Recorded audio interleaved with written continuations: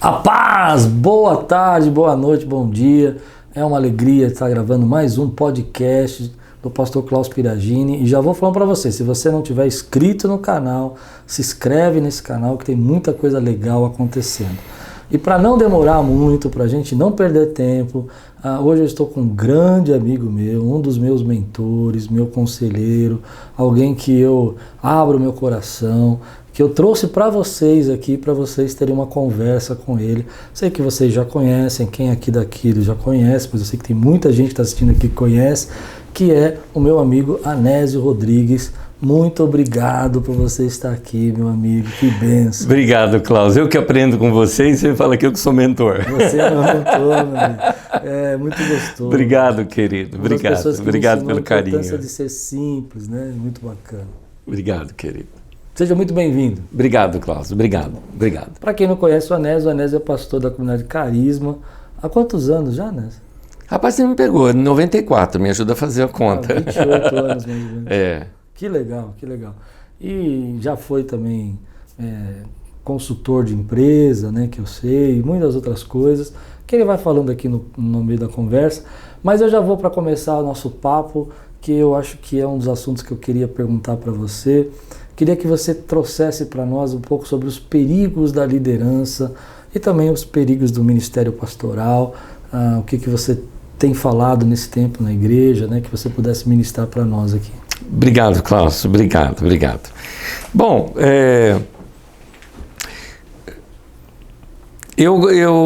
nós estamos tendo um estudo bíblico na nossa comunidade, a gente chama de Didaquê, onde eu estou analisando desde o Antigo Testamento até o Novo. Estou há 2 anos já e não estou no livro de Atos ainda, né? 2 anos? 2 anos. E aí, passando por agora no livro de Atos, a gente está analisando as passagens de Paulo em alguns lugares, especificamente Éfeso é uma que eu estou demorando um pouco mais tempo, porque Paulo, queira ou não, nas suas viagens foi onde ele demorou mais tempo.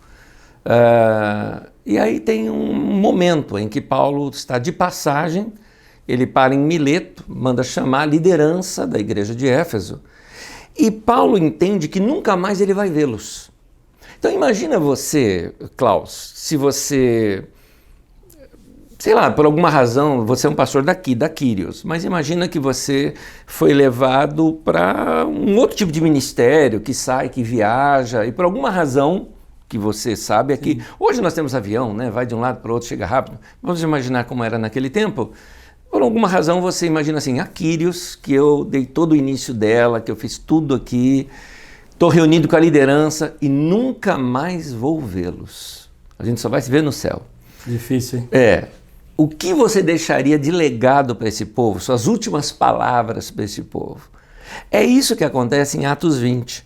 Paulo chama essa liderança e vai contar para eles o que ele achava importante. E é interessante que Paulo começa assim: atendei por vós, ou presta atenção, cuidem de vocês e de todo o rebanho sobre o qual Deus os colocou como bispos para pastorearem a igreja de Deus que está no meio de vós. Olha só o que Paulo fala. Cuidem de vocês e de todo o rebanho. Ou seja, primeiro cuide de vocês e aí depois vocês cuidam de todo o rebanho.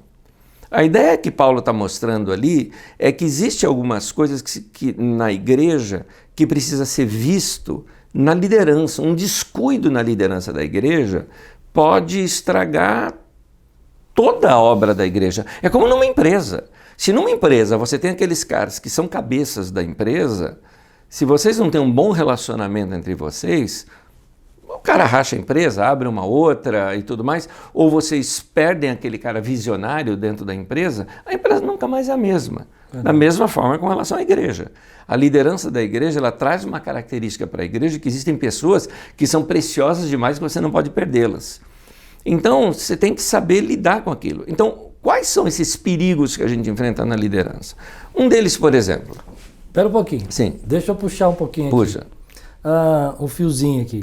A palavra cuidem-se de você, nesse texto, eu tenho uma ideia sobre isso, eu quero tirar uma dúvida agora. Vamos pensar assim. Por exemplo, o cuidar aí implica espiritualmente, emocionalmente, fisicamente, doutrinariamente, porque quando a gente vem de uma igreja mais tradicional, a gente lê esse texto com o viés de que cuide de você, tipo, vigia e ora. Cuidado pra você não vacilar no pecado, né? Como é que você entende esse cuide? Aí a gente já vai para os perigos. Eu acho que ali tem a ver com relacionamento, né? Relacionamento, porque o relacionamento traz essas coisas. No relacionamento você ora junto, no relacionamento você bate papo, no relacionamento você abre coração, no relacionamento você ri, você descontrai, não é? Assim, se você me permite contar uma particularidade nossa, Claro. vou deixar em público aqui agora, né? Você me chamou para almoçar. Certo. E assim, nós rimos pra caramba, falamos de passado, falamos de coisa pessoal, falamos de sonho, falamos de época de namoro, né? Sim. Não nosso, né? O namoro, não é? Eu falei de coisas de início, antes do meu casamento, nós falamos... Namoro nosso ficou muito engraçado. Mas continua, vamos lá. Não pode cortar nada aqui. Então, amigo faz isso, né? Amigo dá essas risadas, né? Amigo Não, mas isso é muito legal, porque às vezes alguns pastores usam esse texto para falar, cuide-se de você mesmo, como que dissesse assim, você precisa tomar, sabe, olhando só para a questão espiritual, né? Por isso que eu quero ouvir você falar, porque eu sei que você é um especialista nisso. Não, especialista nada, a gente tem que ir aprendendo, né? Mas é gostoso você chamar um amigo para bater papo, para rir junto, para conversar e dali eu acho que você tem base para tudo. Porque, por exemplo, nós oramos juntos hoje, nós falamos de palavra de Deus hoje, mas se nós só fizéssemos isso, ficaria faltando também as outras coisas. Então nós também, quando você tem esse ambiente de amizade, eu acho que você tem um ambiente de oração muito mais profundo, não é? Porque quando você não tem amizade com a pessoa, você faz orações formais, não é? Você é superficial até na oração, né? Porque quando você tem um ambiente de amizade, você pode até na oração desabafar, que está tudo bem. Então eu podia dizer que é um cuidado integral. Sim. Agora, sim, entrando lá no texto, quando fala cuidem de vocês, é no sentido também, porque nós somos tentados o tempo todo, e na nossa geração é maior isso do que na época de Paulo. Na nossa geração nós somos tentados por todos os meios, você tem que ser o melhor, você tem que crescer, você tem que sonhar longe, tudo mais. Isso é positivo num ponto, mas todo bônus tem seu ônus também. O lado negativo disso tudo é que às vezes as pessoas entram em competitividade. E a competitividade, ela não é boa no ministério. Porque você não compete com alguém que você tem convicção de que o cara é maior do que você. Você não sente tentado a competir, não é? Por exemplo, sua igreja está crescendo, hoje ele não é mais pastor, mas você sentiria tentado a querer ser maior do que Pô Yang Cho, por exemplo? Você vê que a gente até ri, né? Porque assim, eu moro numa cidade Pensei que você ia falar um camarada aí da esquina. A gente fala, mora numa cidade que tem 800 mil habitantes, e isso que fala, que eu acho que é menos ainda do que isso que tem na cidade. E Yang Cho tinha uma igreja de 1 milhão, então, né, a gente nem é tentado, nem a pensar, né? Estou dando um exemplo, vamos lá, Joel Osteen, né? Sim. 42 mil membros, 44 mil membros. Sim. A gente não é nem tentado, né? Não tem. Não faz nem uma tentação da gente de competir. Vamos colocar um outro lado. Tem vários irmãos que estão iniciando uma obra ou estão tirando ideias com você. A gente até, quem sabe, foi formado por você. Você não se sente também tentado em competir com eles? Porque você é como um pai para eles. Mas entre aqueles que são iguais, é nesse momento que tem a competição. Não é? E isso pode acontecer dentro de uma empresa, em tantos outros lugares, como pode ser nas empresas, é o que mais acontece isso. Mas na igreja isso não pode acontecer, porque isso não faz parte do reino de Deus. Numa empresa, a empresa não é reino de Deus, né? A empresa é o reino secular, é o mundo secular. Então existe a competitividade na empresa como algo quase que normal, não deveria ter, mas tem. Quando eu falo competitividade, é aquela competitividade de às vezes você até rebaixar um pouquinho o outro para você se sentir melhor, né? Agora, quando isso entra dentro da igreja, eu diria até satânico isso, né? Mas tem, né? É claro, é a maneira... Uma obra nunca é destruída, Klaus, de fora para dentro. Se alguém pegar e falar mal da Kyrios e é de fora daqui, ela não destrói a obra de vocês. Se gente aí começar a falar mal de vocês, vocês se defendem, isso só vai unir mais seu povo. Mas de dentro para fora, a obra pode sim ser destruída. E aí tem esse tipo de competitividade. Então assim, Como é que você... Um pensamento, assim, quando eu falo você, eu estou falando aqui para os nossos ouvintes, você, todos nós aqui. Como é que você se sente quando alguém elogia uma pessoa de uma coisa que na verdade foi você que fez? Entendeu? Esses são os pensamentos. Diminuído, né? Quando alguém vem te ensinar uma coisa que na verdade você é mestre naquilo. Você faz bem pra caramba, e o cara não sabe que você faz bem e vem te ensinar aquilo. Como é que você se sente? Então, isso são testes interessantes para a gente checar o coração da gente e entender que de vez em quando a gente precisa murchar a bola mesmo. Sabe? Dizer assim, não... eu preciso tirar o orgulho, essa competitividade do meu coração, porque essas coisas não pertencem no reino de Deus. No reino de Deus a gente cresce para baixo, não cresce para cima. Quem quiser ser o primeiro, que seja o servo de todos. Mas você acha que isso é um mal da nossa geração? Porque você falou que isso acontece mais na nossa geração. Eu acho que é mais na nossa geração, não é que é um mal da geração, é mais. É mais porque aumentou a comunicação. É mais porque nós estamos, ainda mais nesses últimos 5 anos, nós estamos na era coaching, né? Todo mundo agora é mestre, é coach. O cara vai lá, faz um curso de 2 horas no hotel, que pagou R$5.000 e vira coach. O Anésio é coach. Não. Coach é técnico, né? Eu, às vezes, eu vou me pitacas na seleção brasileira, no FIFA, aí eu sou coach. Tá bom. Mas essa questão, você acredita que a gente não sabe usar as redes sociais, por exemplo? Porque eu percebo que muita comparação acontece nas redes sociais. Outro dia, conversando com uma pessoa aqui que estava comprando um casamento, e ele disse, a minha esposa fica vendo nas redes sociais pessoas viajando, pessoas passeando, e ela virou para mim e disse que nosso casamento não está bem porque a gente não consegue fazer essas coisas. Eu vou te responder isso com um fato. Uma jornalista do Globo Rio de Janeiro contou que ela um dia estava meio deprê. Sabe aquele dia que você acorda meio chato? Um dia que você não acordou bem. Ela não acordou bem, foi naquele dia. E quando não acordou bem, tudo que não estava bem na vida dela começou a se destacar. E ela realmente não estava legal. Ela não estava legal. Ela não estava se sentindo bem consigo mesma, ela estava se achando feia. O casamento estava meio naquela fase de marasmo. Mesmo na questão profissional não andava muito bem. Ela pegou o café dela, abriu o computador e foi ver rede social. E na rede social as amigas dela estavam lindas, maravilhosas, casamento brilhante, fotos em lugares paradisíacos. E aquilo a deprimiu mais ainda. Até que ela resolveu dar uma olhada o que ela andava, o que ela havia feito. E nos posts dela, ela também estava linda, maravilhosa, com o casamento perfeito, viajando em lugares incríveis. Então, essa é uma grande realidade. Nós vivemos num mundo fake. Né? A gente vive num mundo das aparências. Né? Não importa ser, importa é parecer ser. Né? Então, quando a gente fica muito em rede social, a gente acaba se comparando. Vamos trazer para o nosso lado de igreja. Né? Assim, vamos ser sinceros, se a gente dá uma pesquisada em 5, não precisa nem ser 10, 5 igrejas norte-americanas, por exemplo, nós vamos se enfiar debaixo do tapete, Klaus. Fala a verdade. Sim. Os caras são muito bons. Os caras são bons de marketing, os caras são bons, até o carpete dos caras, sabe? Você faz aquela baita reforma na sua igreja, você olha a deles é 1000 vezes melhor, porque americano é bom nisso, os caras são bons nisso. Bom de cenário. Você vê os comunicadores, o jeito de comunicação dos caras, né? Uma vez eu fui numa igreja, eu te cortei, mas... Não é bate-papo.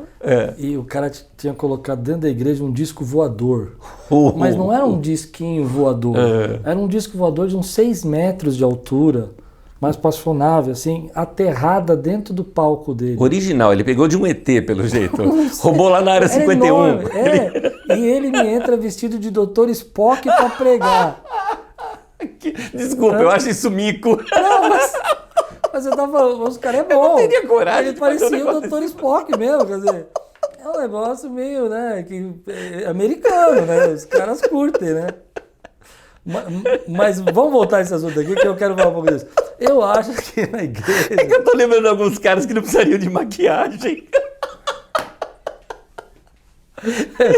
Desculpa, conversa entre amigos esse problema, a gente fode, eu esqueço que está sendo gravado. Cuidado, vai tudo pro ar. Esse cara me chamou a atenção, mas o que eu... Desculpa.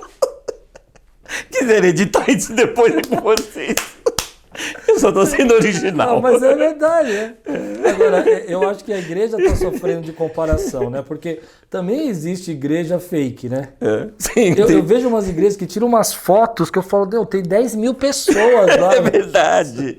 E aí verdade. E as pessoas vêm falar pra mim, não, tava bombando. Outro dia, eu lembro uma vez que um jovem falou isso pra mim, eu já vou passar pra você. Não, aqui é bate-papo. É só pra você respirar agora. Ele falou que foi numa igreja e tal, e ele falou, não, porque a igreja tem um som, um sistema maravilhoso e tal. E coincidentemente, eu tinha ido fazer um encontro de casais nessa igreja. Eu acho que foi a primeira vez que eu senti esse impacto da comparação na liderança, no ministério. Não, porque você tem que ver, uma igreja fantástica que eu fui ministrar. E aí quando eu cheguei na igreja, eu já tinha ministrado, na verdade, eu falei, mas qual é essa igreja? A igreja tal. Eu falei, mas eu fui ministrar lá, não vi nada disso, eu preguei. Aí ele ficou sem graça e saiu. Aí eu aprendi que às vezes a gente está vivendo essa mentalidade de fake, de passar ideias, né? Tudo bem que a intenção dele pode ter sido outra, né? Não vou julgar a intenção, vai ver que ele realmente se sentiu assim, achou que era legal, tudo. Mas eu percebo que a gente está vivendo muito isso, né? De fazer essas comparações e as insatisfações dessa comparação. E aí a gente entrando no nosso tema, né? Isso é um perigo da liderança hoje? Sem dúvida, porque o nosso problema é a falta de originalidade. Porque, assim, Deus chamou o Klaus para ser o Klaus, para ser a Kyrios, para ser a Kyrios. Aliás, até a Kyrios eu acho que ela tem... Igual a pessoa física é uma pessoa, a pessoa jurídica também é uma pessoa, vamos dizer assim, tá? Entre aspas aqui tudo, mas também é. O que eu quero dizer com isso é, eu me lembro um irmão chegou para mim uma vez e me fez uma pergunta que eu achei muito interessante. Ele falou assim, qual é o carisma da sua igreja? Eu achei o máximo aquilo. Porque uma coisa é eu falar assim, Klaus, qual é o teu carisma? Ou seja, qual é o seu dom? Qual é o seu talento? Outra coisa é perguntar, qual é o carisma da Kyrios? Uau. Qual é o dom? A palavra carisma é dom, né? Qual é o que a Kyrios contribui para o corpo de Cristo? Não estou falando Klaus. Qual é a função da Kyrios dentro do corpo de Cristo? Isso é interessante. Isso é identidade. Nós existimos para isso. Então vamos fazer bem o que a gente sabe fazer bem. Pouca coisa bem feita é melhor do que muita coisa mal feita. Tem igreja que está tentando fazer tudo na vida quando não tem nem dom para aquilo, não tem nem pessoas, dons, para desenvolver aquele tipo de obra, não é? No entanto, quando a gente se concentra em fazer o pouco mais bom, né, bem feito, é mais original. Então, como você vinha falando, tem muita coisa fake por aí, tem até igreja fake, tem pregador fake, né? O cara tá lá pregando, esbravejando, você sabe que o cara não é nada daquilo, né? O cara tá pregando contra um negócio que ele mesmo pratica, né? Você tem isso, tá cheio disso, tá cheio disso por aí, gente, tá cheio disso por aí, né? Principalmente no mundo televisivo, né? Verdade. Não estou dando indireta, não, é direta mesmo. Porque falta transparência, né, nesse mundo, porque tudo o cara se torna um artista ali, artista não no bom sentido, no mau sentido. A palavra artista, ou a palavra, vamos lá, ator, é a palavra hipócrita, né, na língua grega, né? O cara é um mascarado, né? Então, falta essa originalidade. Então, eu já acho o contrário, que quanto mais originais nós formos como igreja ou como pessoa, mesmo pessoas, mesmo liderança, quanto mais original o líder for, eu acho que a vida fica mais gostosa, o ministério fica mais leve. Dessa forma, trazendo para o nosso assunto original, que são perigos da liderança, um dos perigos da liderança é a gente seguir modinha. Nós chegamos a comentar sobre isso hoje numa conversa rápida. Existe muito movimento de modinha. E isso acontece em diversas áreas, acontece na área profissional, acontece na área comercial, acontece em todas as áreas de uma modinha que surge e você às vezes desvia daquele propósito inicial, seja daquela empresa ou até da pessoa mesmo, né? do chamado daquela pessoa. Mas uma igreja também, isso acontece com a igreja. Porque às vezes ele fica olhando para os lados e ali tem uma igreja que ela é forte nisso, ali tem uma igreja que é forte nisso. E aí você fica querendo imitar todas as outras e não faz aquilo que é o seu carisma, que é o seu dom, que é aquilo que vocês foram chamados para ser e para fazer. Não é? O que é a modinha? Eu entendo que... Eu quero saber se o que é modinha é o que eu estou pensando. Modinha é seguir um movimento que por uma cópia. Seria isso? É isso mesmo. É quando você segue mais o marketing do que o propósito. É porque às vezes no marketing você tem que ser popular e falar o que o povo quer ouvir ou usar... vamos lá, as modinhas que tem hoje. Hoje tem modinhas, por exemplo, de usar termos em inglês. Eu chamo isso de complexo de cachorro vira-lata, né? É complexo de vira-lata. Calma aí, Ernesto. E não é complexo de vira-lata, que sempre acha que tudo que é dos Estados Unidos é melhor do que a gente aqui. Né?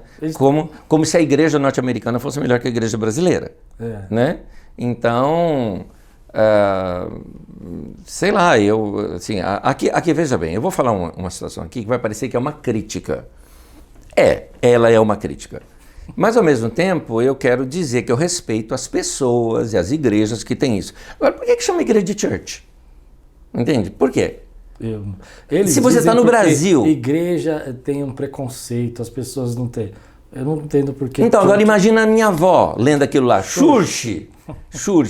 Entende? Eu não gosto. Né? Eu acho modinha. Eu acho modinha e desnecessário. Eu acho uma outra modinha assim que me incomoda um pouco, que eu entendo que igrejas grandes consigam fazer, mas igrejas muito pequenas eu acho que fica ruim, pintar a igreja toda de preto. Sim, as igrejas pretas, falaram. A igreja branca, a igreja grande, as paredes distantes, o preto não incomoda, né? Até fecha um pouco, deixa. Mas às vezes eu vejo igrejas muito pequenas, pintadas de preto, então o ambiente já é pequeno, que parece que fica mais reduzido, né? Mas aí tem uma questão de conceito por detrás. Por exemplo, vocês lidam com filmagem bastante aqui. Olha aqui as paredes. Por quê? Por causa de filmagem. Sim. Então aqui não é nem o preto, é o chumbo, é o cinza e tal, e tem iluminação. Né? Lá na Carisma mesmo nós usamos paredes dessa cor aqui. Mas com iluminação. Mas tem iluminação e tudo mais, porque é necessário por causa de filmagem, tá? É uma questão. Onde você põe uma coisa colorida, ela destaca mais, fica mais fácil você perceber.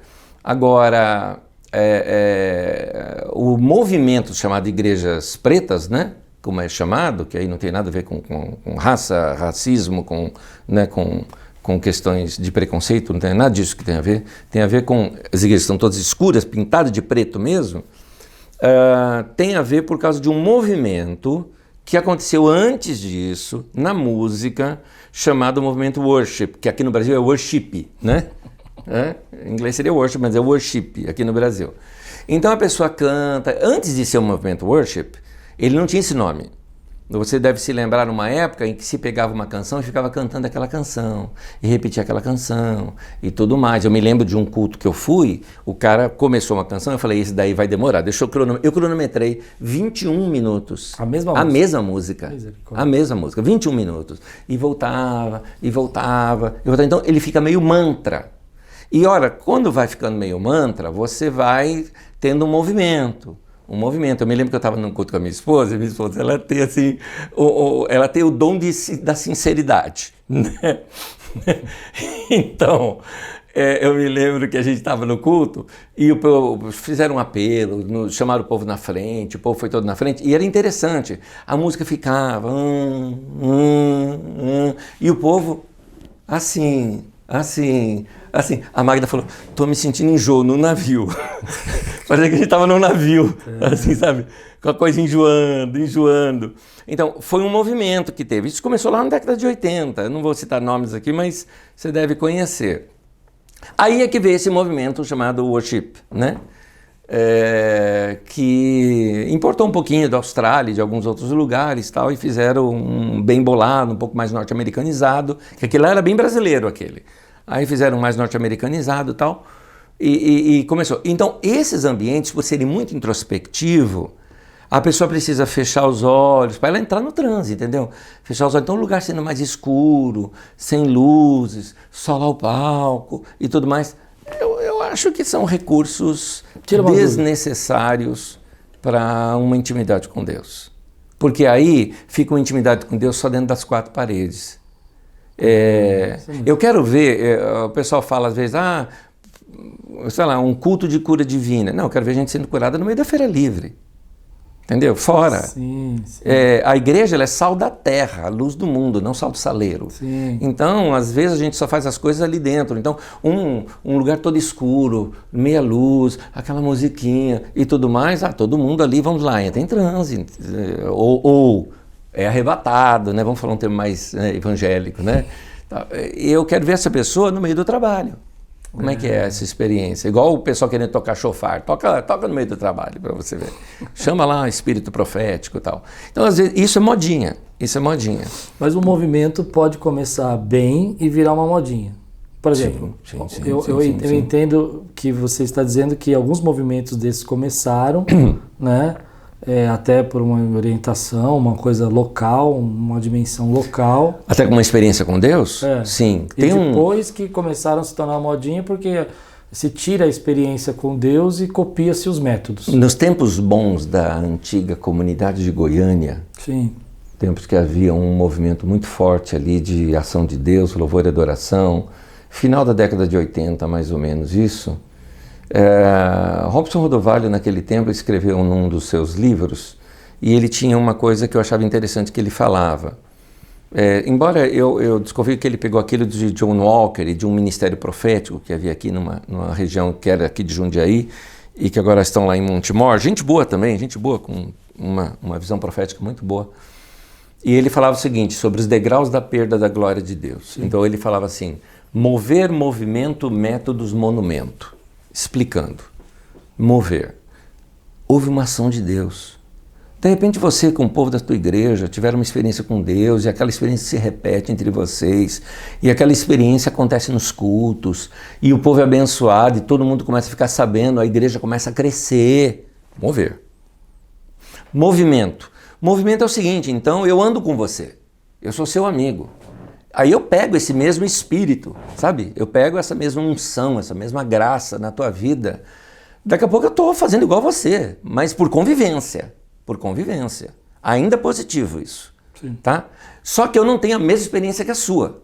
A sua experiência é genuína, é radical, é inicial. A minha foi de convivência, mas também tenho. E aí é bênção lá na minha igreja também, e a coisa também lá começa a acontecer as mesmas coisas. Movimento. Está ampliando, já não é mais aqui na Kyrios, está tocando em vários lugares. Aí o outro degrau, que caiu um pouquinho já. O outro degrau é método. Alguém pega e vê eu fazendo. É assim? Ah, legal. Funciona. Funciona. Não, tá certo. Então, em vez de o cara tocar um dó, ele toca um dó com nona, né? O músico, ou o tecladista toca em pé, não pode tocar sentado. Legal. Toca de costas. Né? O cara toca de costas, né? Tá, legal, tá. O pastor não usa gravata, né? Vamos... Desse tipo de coisa. Aí é método. Você fica copiando métodos. Você quer ver E depois eu vou falar de monumento, só preciso abrir esse parênteses aqui. Aqui no Brasil aconteceu um negócio, teve um movimento, né? Já teve um mover, teve um movimento muito forte, através de, aqui é positivo que eu estou falando, através de Rick Warren, daquele livro Uma Igreja com Propósito, Uma Vida com Propósito, a igreja Saddleback Valley Church, uma igreja fantástica, linda, maravilhosa, incrível, tudo serve de elogio. E o Rick Warren tem um jeitão de pregar muito, assim, divertido, escrachado, né? Aquele jeito californiano de ser, e ele prega e atrás dele tem um banquinho. Então, às vezes, ele senta no banquinho alto, esses banquinhos igual de violão de bar, sabe assim, sim, né? Sim. Mas da altura do púlpito. Então ele encosta ali, prega, tal. Ele. Aí eu fui aqui no Brasil, num encontro, e a igreja tinha copiado o desenho do púlpito da igreja de lá, da Califórnia, o próprio desenho do púlpito era igual, e o banquinho atrás. Agora, abrindo um parênteses dentro de outro. Por que do banquinho atrás? É que o Rick Warren ele tem labirintite. E às vezes no meio da pregação dele, ele passava mal. Então tem um banquinho para ele não cair. Ele tem um banquinho que é onde ele apoia. Propósito, né? Quando ele perde a noção às vezes, então ele pega, ele se apoia ali e então ele prega com um banquinho. Então as pessoas estão copiando o banquinho como moda. Né? É isso que é modismo, sim, entendeu? Não tem nem a razão de ser de copiar. Então mover, movimento, métodos e monumento. Monumento é quando já passou, mover, passou tudo, a gente fica, lá no passado, era assim, precisamos voltar para lá, né? Como assim, precisamos voltar na época das tendas, né? Que tinha as tendas década de 60 aqui em São Paulo, né? Que tinha muita uma ação de cura divina, aquela coisa maravilhosa que acontecia lá no Cambuci. Quem me ouve aqui, que é um dos antigos da fé, deve saber dessas histórias aí que acontecia aqui em São Paulo, de cura, de gente indo, de ambulância indo para o hospital para primeiro na tenda para os caras ser curados para depois continuar, né? Época que está surgindo Manuel de Melo e alguns outros homens aí, de muita cura divina no Brasil, né? E o pessoal hoje fica, o tempo das tendas, vamos voltar nos tempos das tendas. Monumento. Eu me lembro de uma passagem na Bíblia que fala sobre quando Davi está trazendo a arca, né? E aí ele vai, pega a arca, bom intencionado, né? E ele usa a ideia de colocar a arca numa carroça e trazer, né? Sim. E aí, quando eles estão trazendo, Uzias toca na arca e morre, né? E aí depois Davi vai tentar entender o princípio, né? Porque o princípio é que... Por que foi feito aquilo? Por que não podia trazer daquele jeito, né? Eu acho que às vezes a gente, quando vai seguir um modismo, a gente tem uma boa intenção, mas a gente perde o princípio, né? Então a gente fica só com o método. O método é trazer a arca, a importância é trazer a arca. Seria isso hoje com o movimento de células? Sim. Né? O movimento de células, quando surgiu na Coreia, por exemplo, foi uma coisa para atingir inclusive o Ministério Feminino, né? Lá na Coreia foi uma coisa que o Yang Cho entendeu e a igreja cresceu dessa maneira. Na Colômbia, né? Esses dias me perguntaram lá na Carisma, falou, escuta, na Carisma tem o encontro, pré-encontro, o pós-encontro. Eu falei, olha, não tem isso, né? Mas você sabe o porquê disso? Porque hoje em dia as igrejas copiam isso. Mas por que existia isso? Isso foi lá na Colômbia. Para quem aí assistiu trechos ou assistiu a série Narcos, por exemplo, dá para entender como é que era a questão das drogas lá na Colômbia, né, dos cartéis. Você não sabia se ia ficar vivo na próxima semana.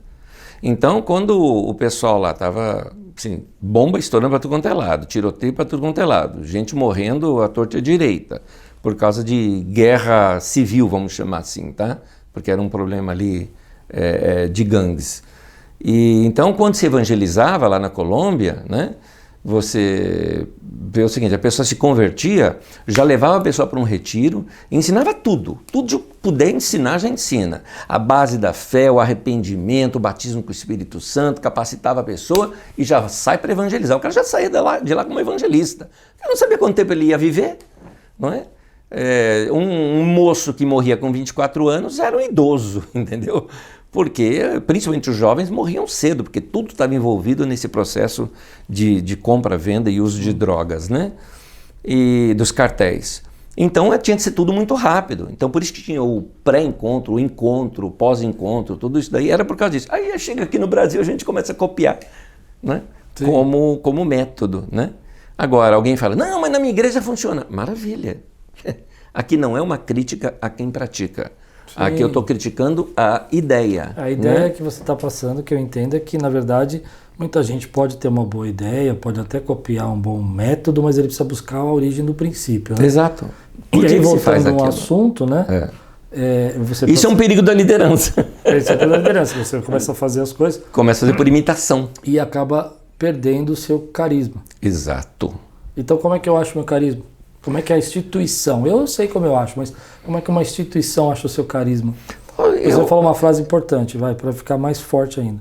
Você falou assim, a gente precisa saber por que a Aquiles está aqui, por que a carisma está lá. Como é que a gente acha isso? Se a gente trouxer para o lado pessoal, fica mais fácil de compreender. Sim. E depois a gente pula para a instituição. Como é que eu sei qual é o meu dom? Bom, não é tão difícil você pensar assim. Se você começar desde lá de trás, o seu tempo até de, não digo talvez infância, mas já na pré-adolescência já, né? Você tinha algumas paixões, né? Paixão no bom sentido aqui. Sabe aquele assunto que você está conversando com um amigo, está tão legal que você senta até na beira aqui assim para conversar, né? De tão empolgado que você fica de falar? Sim.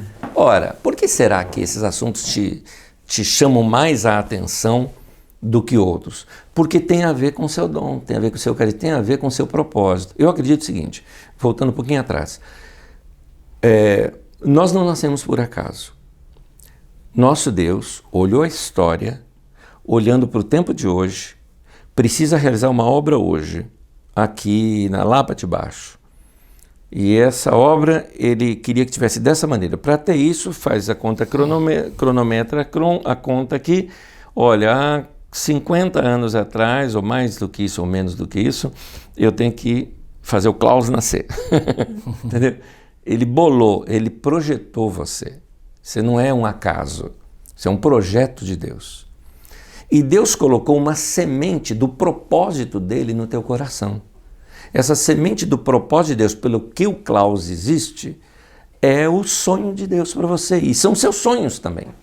Ele coloca o propósito dele em forma de sonho na tua vida, em forma de paixão, no bom sentido da palavra paixão, na sua vida. Então os temas e os assuntos que despertavam você desde lá de trás, de alguma forma eles fazem parte dessa construção da sua vida. Tem aquelas matérias de escola que você se lembra até hoje. Outras você nem se lembra nem do nome do professor. Tem livros que você leu há 15 anos atrás e você poderia citá-lo hoje de boa. De repente, um que você leu a semana passada, você tem dificuldade de lembrar o nome do autor.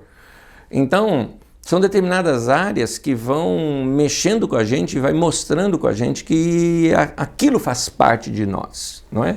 Então, tem pessoas que elas têm paixão por coisas sociais, tem gente que tem paixão por causas, né? Tem gente que tem paixão por questões administrativas, por gestão, tem gente que descobre-se às vezes a paixão numa palestra, por exemplo. Eu era tímido, não falava em público, eu era de uma igreja batista, né? Sempre fui criado em igreja batista, da tradicional, naquela uma pessoa só orava, né? Porque hoje na igreja, vamos orar, todo mundo ora junto, né? Na batista não, um só ora e todo mundo ouve e depois no fim diz amém. Era reunião de oração e aí o pastor naquele dia falou, irmão Anésio vai orar. Meu Deus do céu, eu era um adolescente, né? Eu orei tão baixo, que o irmão grudou o ouvido perto de mim que ninguém ouviu a minha oração, né? E aí o irmão uma hora pegou e disse, amém, todo mundo amém, amém, amém. Ninguém entendeu nada que eu orei. De tanta vergonha que eu tinha. Eu era pianista na igreja, ou organista, né? Dependendo do instrumento que tinha lá. E quando eu terminava de tocar, eu me enfiava assim, cabeça para baixo. Eu me escondia de vergonha de sair do piano para voltar para o meu lugar. De vergonha que eu tinha. Aí um dia na sala de aula de escola, tinha um trabalho em grupo, o pessoal fez assim, tiramos lá no palitinho, quem perdesse ia ter que apresentar, que ninguém queria apresentar, eu perdi. Então eu tinha que apresentar o trabalho em grupo. Aí eu apresentei o trabalho em grupo, a classe aplaudiu, vieram falar comigo depois, que falava bem, que era desenvolto. Ali eu descobri uma habilidade de comunicação, só que eu gostei. Então aí você começa a praticar um pouco mais, né? E fazer. Então são assim que se descobre os dons. Ora, se isso é no pessoal, isso também acontece no coletivo. Quais são as coisas que a igreja faz? Estou falando agora de igreja local, tá? Que a Kyrios aqui faz, e que quando faz é bem feito. Quando faz o povo vibra. Quando faz todo mundo percebe, essa é minha casa, essa é minha igreja, né? É bem assim, o povo sente no bom sentido da palavra, porque essa palavra ela só parece que só tem mau sentido, mas ela tem bom sentido. Orgulho. Um pai não pode sentir orgulho do filho? Claro que pode. Porque a gente não pode ter orgulho de alguma coisa que a gente está fazendo, Sim. Não é? Então tem coisas que a gente fala, eu sinto orgulho disso daqui. Coisa legal, né? Dá orgulho de ver, né? É gostoso. Então, quais são essas coisas? São seus dons, são seu carisma. Usa isso. A importância disso é a gente saber o norte que a gente tem que trabalhar, não se desviar. 3 perigos da liderança. Um deles é a gente perder o nosso carisma. Perder o carisma no sentido também de perder o foco, né? Perder o foco. Para que você existe? Você começa a fazer um monte de coisa, você tem um balcão de serviço gigante, você se envolve com tudo isso e, na verdade, isso impede de você fazer, por exemplo, você está tão preocupado, como eu falei, não, como você falou, não uma crítica a quem faz esse tipo de trabalho, né, a fazer o pós-encontro, encontro, que você tem um chamado para ação social, você não tem tempo para fazer isso. Eu acho que esse é um perigo hoje, a liderança se perder na comparação e perder a sua identidade. É isso que você Tem igreja tentando fazer o que outro... Por exemplo, eu me lembro anos atrás, ninguém pode... Vamos jogar aberto, vamos jogar aberto. Você acha que esse é um perigo? Sim, eu vou explicar isso com um exemplo claro. Certo. Um exemplo claro. Qualquer pessoa pode ter qualquer crítica que for da igreja Renascer em Cristo. Tá? Mas deixa eu te falar uma coisa boa deles. Quando surgiu o Renascer em Cristo, ninguém pode negar. Tanto eles, quanto no passado, tio Cássio, na Cristo Salva, como a Renascer em Cristo, tinham dom para lidar com jovens. Vamos ser sinceros. Sim. Os caras atraíam jovens de tudo quanto é maneira. Fantástico o trabalho deles. Eu me lembro, eu mesmo fui uma vez, numa segunda-feira à noite na Renascer em Cristo, e eu mesmo fui com muita crítica, muito assim, que negócio é esse, que movimento que é, deixa eu ver como é que é. Eu estava no culto, foi um rapaz, os caras cantando, não tinha nem feito apelo nem nada. Um cara todo ali que estava na cara, que o cara, sabe, era com droga e tudo mais, se dobrou assim em cima do palco, no púlpito, e jogou os massinhos lá de droga dele ali, começou a chorar. Logo vieram os irmãos, abraçaram, choraram ali com ele, oraram e tudo mais. Naquele momento eu lembrei de Moody, quando chegaram para Moody e falaram o seguinte: nós não gostamos do jeito como você prega. Ele falou: eu prefiro o jeito que eu prego do que o jeito que vocês não pregam. Né? Evangeliza. Não gostamos do jeito que você evangeliza. Ele falou: eu prefiro o jeito que eu evangelizo do que o jeito que vocês não evangelizam. Então naquele momento eu estava invertendo. Eu falei: eu prefiro o jeito que eles fazem do que o jeito que eu não faço. Né? E a partir daí eu admirei aquele trabalho, porque eles têm dom. Maravilha. Aí o que a gente acontece? Começou a ter as marchas por Jesus, isso e aquilo. Aí você pega uns tiozinhos, que nem eu, que nem... Vamos lá, nós já somos tio já, vai. Eu não. Nós passamos de 50, filho. Nós já somos tio. Aí a gente querendo dar uma de jovenzinho, bota uma camiseta apertadinha, bombadinha, põe uma fita na cabeça, a fita é lá da década de 50, de 60, e a gente põe para achar que é jovem, né? Tava mais para jovem guarda do que para... E vai na marcha por Jesus, e eu olho aquilo e falo: meu, se toca. É nesse sentido que eu falo, quando você não tem dom para aquilo e tenta fazer, fica feio. Fica feio. É imitação, não é? Os caras lá fazendo, eles têm dom. Admira. Qual o problema de admirar que o cara é melhor que você? Qual o problema, gente? Qual o problema? Entendeu? Admire e pronto. Por exemplo, você sabe, eu sou corintiano, assumido.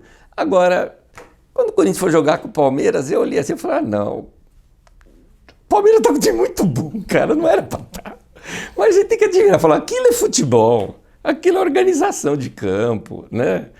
E... Olha, o corintiano, ganhei o dia, pessoal. Mas é verdade, é verdade. Não, e meu técnico ainda bota metade do time reserva pra jogar. Eu falei: vai tomar uma lavada. Cara, eu nem assisti o final do jogo, fui levar o lixo. Fui levar o lixo, sabe, na hora. Deixa o jogo, lá vou levar o lixo. Meu, horrível. Então, mas custa admirar quem faz melhor do que você? Admira. Agora, reconhece o que você faz bem.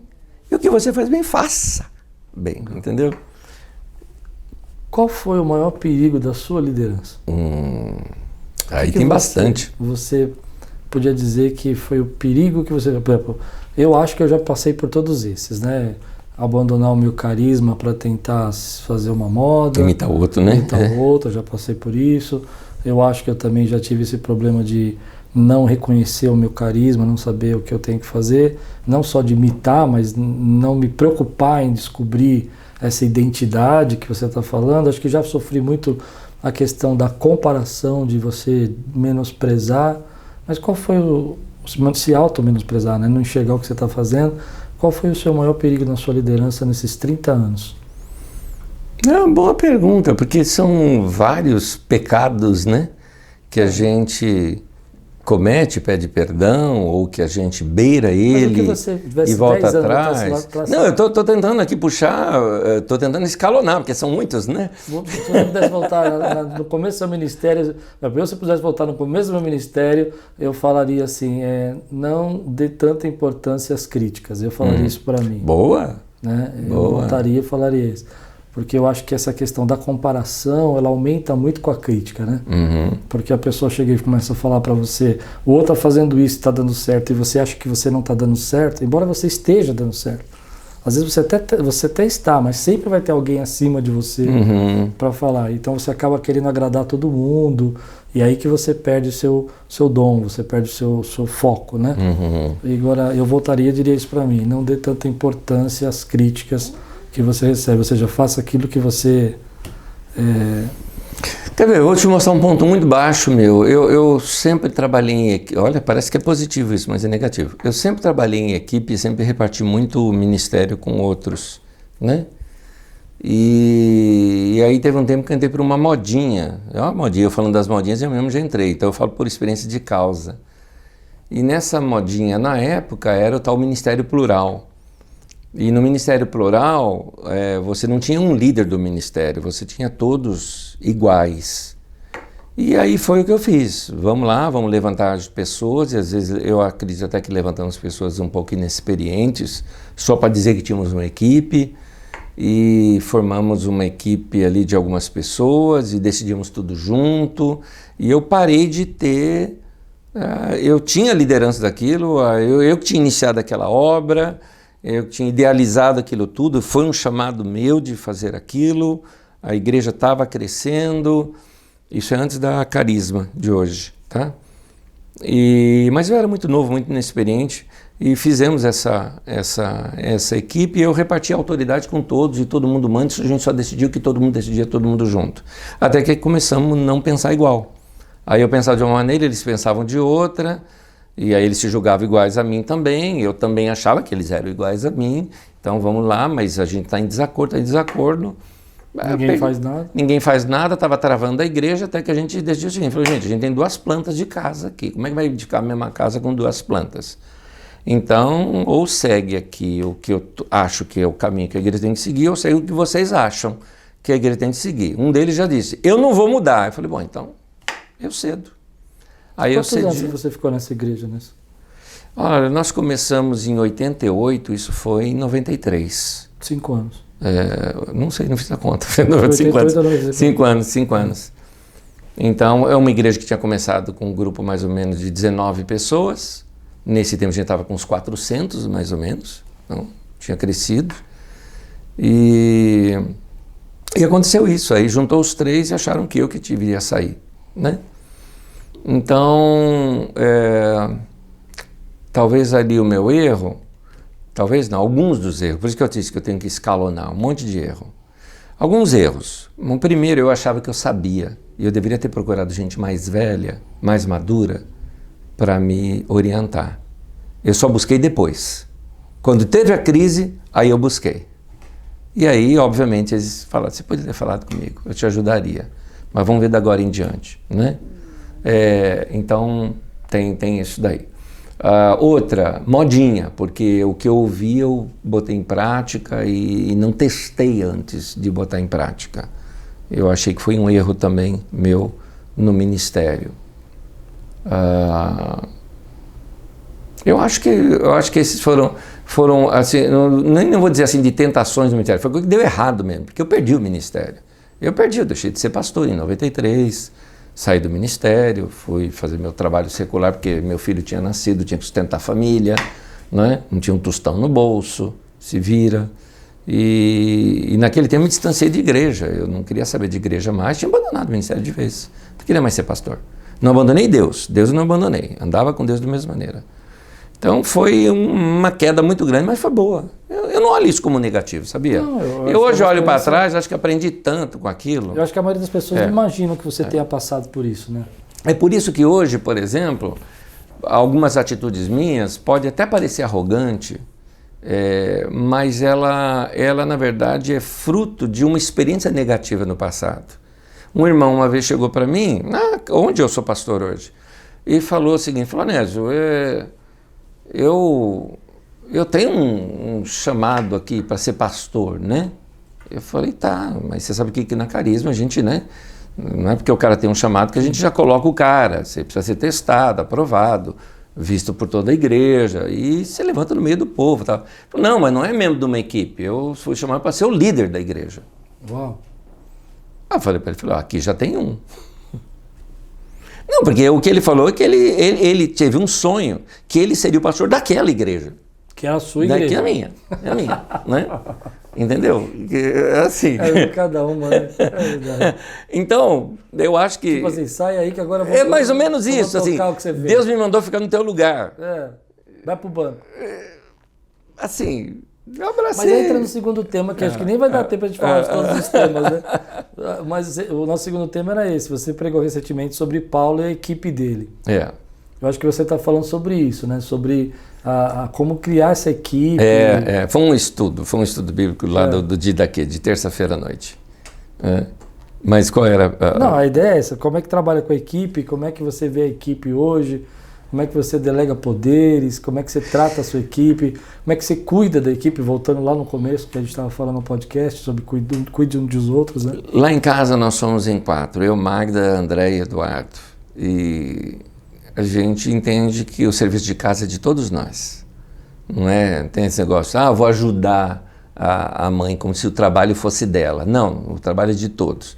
Então todo mundo sabe o que tem que fazer, cada um tem o seu papel, cada um sabe que aquilo lá, aspirar é de um, o outro lava roupa, o outro lava louça, o outro tal. Todo mundo tem o seu papel lá e todo mundo desempenha o seu papel.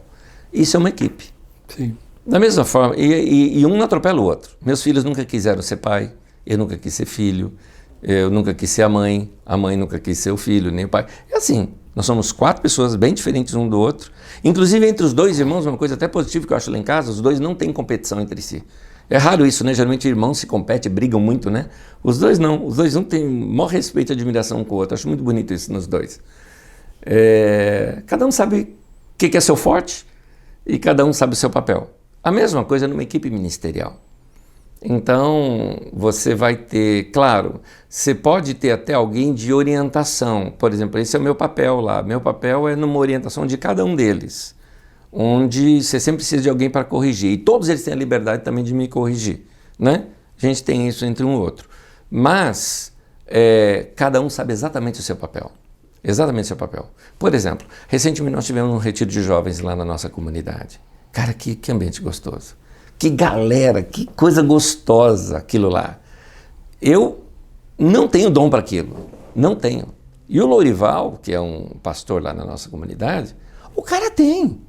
Ele tem aquela pegada, ele tem aquele pique, os caras têm evento, vai até 3, 4 da madrugada, eu 11 já estaria na cama, entendeu? E eu acho o máximo esse envolvimento, é dom. Eu respeito isso nele e ele respeita o meu dom também, então não tem essa competição entre a gente, né? E aí você vai ter, então nós temos uma equipe com cada um cuidando de uma área da igreja. Porque se todo mundo cuidar de uma área só, né, da mesma área, as outras vão cair, não é? Então o bom de uma equipe tá faltando alguém ali, eu vou me dispor e vou fazer aquele serviço e a gente assim trabalha de modo equilibrado. Então todo mundo se sente realizado, porque todo mundo faz a sua obra, todo mundo se sente realizado, mas não se compete. Se soma, não é? Então você não vai ver o Ministério de Casais competindo com o de música, competindo com a área organizacional, administrativa. Todo mundo entende os seus limites, né? De trabalho. Opa, isso aqui pertence ao outro, eu respeito a decisão do outro. Mas né? Isso é um pouco de maturidade da equipe, né? Porque acho que essa competição... anos juntos também, né? Mas 30 acho que essa anos competição juntos. É uma coisa de maturidade hoje, né? A igreja, quando está muito imatura, ela é uma igreja que compete entre si, né? A criança está brincando, ele está brincando, ele olha no teu brinquedo e quer pegar o seu. Daqui, é meu, não é? Isso é criancice. Você respondeu, é maturidade. Como amadurece um ministério? Bom, primeiro precisa de tempo. Primeiro precisa de tempo. Ninguém nasce maduro, né? Ninguém nasce maduro. Portanto, criancice faz parte da vida. Faz parte da vida. Eu tenho um monte de criancice minha de ministério. Coisas que eu fiz na época, que foi bom até, mas que eu não faria hoje. Entendi, eu não faria hoje. Eu preguei em praça pública, eu pregava em ônibus, entendeu? Hoje eu não faria uma coisa dessa. Mas por que você acha errado? Não, eu não tenho a cara de pau que eu tinha. É isso, entendeu? Não sei, eu acho estranho um tiozão chegar lá na frente do ônibus assim, pessoal, ó, daqui até o ponto final ninguém vai descer mais mesmo, né? Então eu vou pregar aqui a palavra de Deus para vocês. Eu fazia isso no ponto de ônibus, cara, no ônibus. Até chegar no ponto final, porque ninguém descia de um ponto até o ponto final. E você era tímido? Hã? Não, isso é a época que eu já tinha descoberto que eu não era mais tímido, entendeu? Eu preguei no Carandiru, pregava lá no Carandiru. A gente pregava na Praça da República, sabe? Convertia a pessoa lá, levava para o culto, levava para dormir em casa. A pessoa na rua pegava e levava para casa para dormir em casa, para depois levar para o culto. Essas maluquices todas. Você acha que reunião amadurece igreja? Fazer várias... Que tipo de reunião? Eu vejo assim as pessoas cobrando muito a gente. Eu sou um pouco... Eu acho que é importante ter reunião, mas existe uma coisa para mim que é reunite, né? Ficar reunindo toda hora para discutir assuntos, né? Isso eu fujo um pouco. Você usaria quais métodos hoje para amadurecer uma igreja, uma liderança, uma equipe? Eu acho que o método de Paulo é muito interessante. Nesse trecho mesmo que eu cito de Atos 20, você vai encontrar ali, eu não lembro agora se é no final 19, não, é no 20 já. Paulo, ele diz assim ali no texto, né? Lucas narrando, né? E aí nós fomos nos encontrar, fomos em tal lugar porque Paulo decidiu ir por terra. Mas por que ele decidiu ir por terra? Porque ele precisava de bater um papo com alguém. Puxou um irmão lá e falou, não, nós vamos andando, vocês vão lá de barco? A gente vai andando que a gente chega lá e espera a gente lá, né? Nós vamos por terra, vamos pegar 2 cavalos aqui, vamos conversando no caminho. O que amadurece é caminhar junto. Caminhar junto, bater papo, conversar, ter tempo junto. É isso, é bater papo, conversar. Tal. Isso não dá para se fazer em grupo, né? Em grupo é legal e faz parte. Eu tenho poucas reuniões com a minha liderança em grupo, poucas reuniões. A gente até tem uma ou outra aí, eu sou o cara que mais fujo. Eles me cobram, na verdade, da gente ter mais reunião. E eles não estão errados, porque eles cobram por saudade, por vontade de estar junto, né? Eu gosto mais do individual. Você me chama para um bate-papo individual, eu acho muito mais gostoso do que uma reunião. Eu acho que na reunião a gente é muito formal, na reunião só fala. Na reunião estudo eu posso gravar e você ouvir. Eu acho que às vezes a reunião se torna um mecanismo de defesa do grupo, né? Fizemos a reunião. Fizemos uma reunião, parece só que oficializou. Só que ninguém vai fazer nada disso. Não, fizemos uma reunião para marcar a próxima reunião. Para marcar a próxima reunião.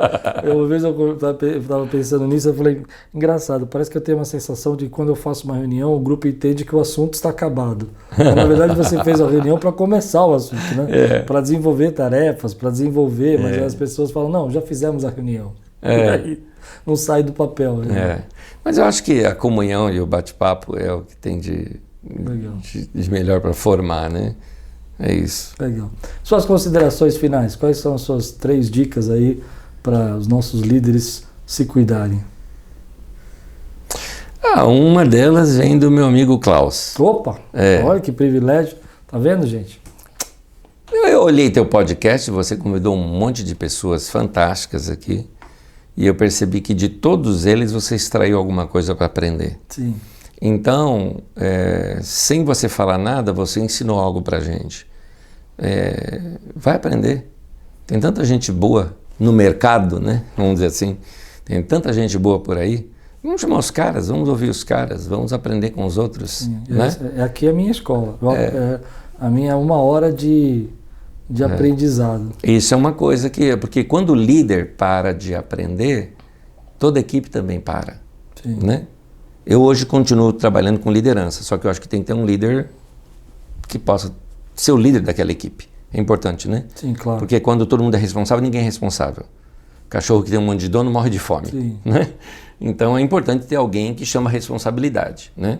Que se errar, o erro dele, e se acertar, ele reafirma que ele acertou. Então, você como líder, você ensinou isso pra gente. De que para se manter uma igreja saudável, para se manter uma liderança saudável, o próprio líder tem que estar aprendendo sempre. Eu reforço isso ainda, Klaus, e aqui não é nenhuma bajulação não, mas se o Diegão, né, que é nosso amigo Diego Fernandes, estivesse aqui com a gente, ele confirmaria isso. Toda reunião nossa que a gente tem no nosso almoço, você está falando de um livro novo que você está lendo. Obrigado. O cara arruma tempo para ler livro mais do que todos nós aqui. Tem a mesma 24 horas do que a gente, isso chama-se disciplina. Então, parabéns nesse sentido. Obrigado. Então, a igreja, a equipe de liderança é importante o líder nunca parar de aprender. Então, olhar para os outros, aprender e tudo mais. Eu acho que isso é um fator. Sabe o que você falou, isso é interessante, porque eu gravava o podcast sozinho, né? E esse ano me tocou o coração de aprender. E foi isso que eu comecei a chamar vários amigos, né? E a gente conhece um monte de gente, você sabe disso, né? Você conhece também um monte de gente. E eu falei, são pessoas diferentes, né? Uhum. E aí surgiu justamente dessa ideia de sentar aqui e aprender e permitir que as pessoas que talvez não conheçam, né? Não conhecem o Anésio dando risada, não conhecem o Anésio brincando, né? Do jeito que a gente fez, pudessem conhecer você, assim. Isso é legal. E um detalhezinho, mas não é só o fato de você trazer alguém aqui, porque os seus estudos anteriores, que são aqueles de liderança e tudo mais, são coisas que você também aprendeu com outros. Sim, e você cita. Sim, é verdade. E você citava pra gente até o livro que você tinha lido. Eu li tal livro, eu li tal coisa, aprendi tal coisa. É claro que você vai fazer diferente do livro. Vai passar por você, o livro você tira 1 ou 2 pontos, faz uma citação, o pessoal pensa que está tudo dentro do livro, não está, está em você. Não é? Mas é alguém que aprende com o outro. Então está aqui, se você quer algumas dicas de liderança, você falou considerações finais, líder, não pare de aprender. Né? O líder que para de aprender, ele para de crescer. Se ele parou de crescer, toda a liderança e toda a igreja para de crescer também. Ela se institucionaliza, né? Ela se cristaliza, né?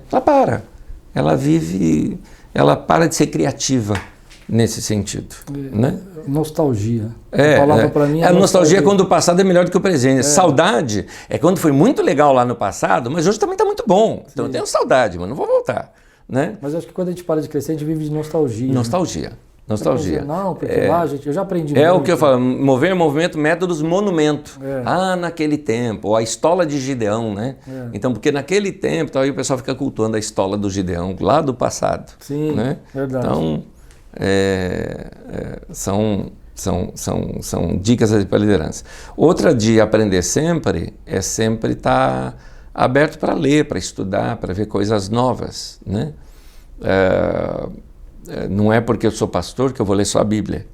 Sim. Eu tenho que entender de mercado, de marketing, eu tenho que entender de história, eu tenho que entender de economia, de política, eu tenho que buscar entender o mundo onde a gente vive, porque senão a gente não tem assunto para falar, não é? Sim. Estamos num mundo de doenças, a gente tem que compreender melhor, compreender um pouco mais da alma humana, estudar fora, talvez até fazer uma outra faculdade, não é? Eu acho que é legal. Eu acho legal numa equipe quando se faz isso. Na nossa equipe lá de ministério foi interessante. Um foi se especializar em tecnologia, aumentou. O outro foi estudar história. 2 deles foram fazer psicologia. É interessante isso. Aqui a mesma equipe também. A mesma equipe. Então, aqui foi pedagogia, administração e finanças. Foram se especializar, né? Foi na área de psicologia também. Cinema. Olha que coisa. Então, TV. essa variedade, né, que eu acho que é importante numa equipe. Então, a equipe não pode parar de crescer. Por isso que o termo que eu uso é o termo bíblico, aquele do profeta Isaías, que fala o seguinte: alarga a tua tenda. Né? E se alargar a tua tenda, vai crescer para os lados, não é engordar, não é criar barriguinha. Né? Vai crescer para os lados, vai crescer em outras áreas que talvez não tenha a ver com o seu objetivo final, no sentido assim, por exemplo, se eu sou pastor, então eu tenho que estudar o quê? Grego, hebraico, a Bíblia Sagrada, os textos originais. Não, isso é obrigação, isso é minha ferramenta de trabalho. Mas crescer para o lado, eu aprender também administração, eu aprender também mais da pedagogia, eu ver comunicadores melhores do que eu e aprender com os caras, não é? É isso. E eu acho que isso aqui não é só o líder que tem que fazer, é a equipe toda, cada um dentro da sua área. Isso vai amadurecer a equipe radicalmente, né? E a igreja também. A igreja também. Muito bom. Valeu, é isso. Muito obrigado, meu amigo. Valeu, meu querido. Queridos, muito obrigado. Está aqui o Anésio Rodrigues. Quem quiser seguir você nas redes sociais... Bom, com esse nome é fácil achar, Anésio Rodrigues. Mas dois tem a nomes carisma. lindos, né? Klaus e Anésio. Né? Pois é, dá uma pois música, Dá um grupo sertanejo aqui. Anésio e Klaus, ou Klaus e Anésio. A igreja é a Carisma, né? Ali em Osasco. Então, você procurar a comunidade Carisma, você vai achar todas as mensagens. As minhas mensagens ficam mais no YouTube da Carisma mesmo. Lá no YouTube da Carisma você vai ter 2 áreas. Tem a área que é das mensagens de domingo e tem uma área lá que você pode procurar lá nas playlists que chama-se Didaquê. Didaquê é o nosso estudo bíblico, que é de onde nós tiramos esse bate-papo aqui, bastante coisa vem lá desse estudo de Didaquê. É isso aí. Obrigado. Valeu. Muito obrigado. De verdade, de coração. É um prazer estar com você. Eu sei que você parou seu dia aí para vir aqui. Obrigado mesmo. Para mim, eu que sinto honrado. Obrigado, Klaus. Amém. E, queridos, muito obrigado por vocês estarem aí. que você possa compartilhar esse podcast. Não esquece de enviar para alguém que você conhece, que você sabe que está precisando ouvir um pouco dessas mensagens. Eu tenho certeza que vai edificar a liderança de todos nós. E tudo quanto você fizer, prosperará.